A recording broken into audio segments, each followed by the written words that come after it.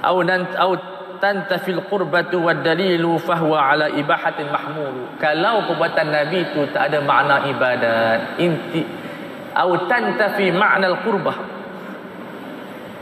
itu maknanya harus. Nabi makan kambing harus, habatus sauda harus, pakai celak harus, bersandar harus, pakai jubah harus, pakai capal harus.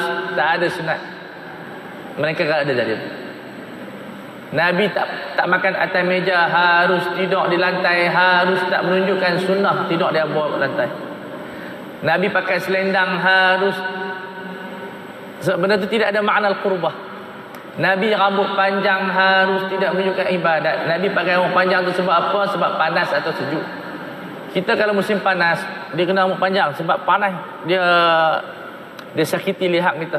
Sebab tu orang serban pakai, orang Arab pakai serban, dia tutup lihat. Jadi tantafil qurbatu wad dalilu fahuwa ala mubah. Ini menyelesaikan persoalan makanan sunnah. Orang kata makan ni sunnah, ni makan ni sunnah, makan garam sunnah. Tak semestinya. Nabi jamu sahabat minum air kencing unta, sunnah ke? Orang yang sakit? Tak.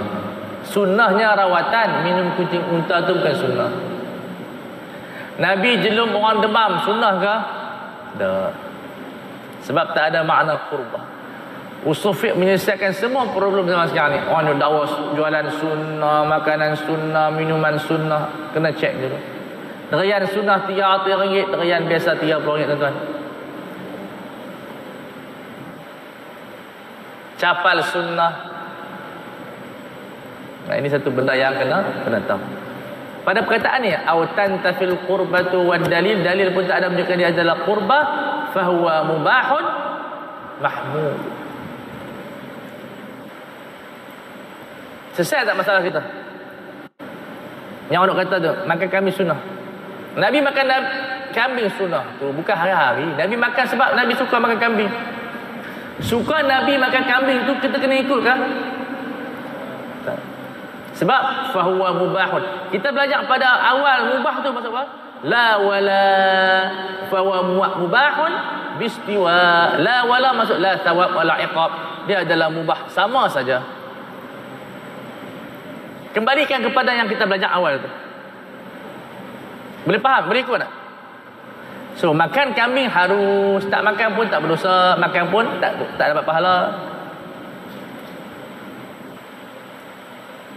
Jelas tak? Okey.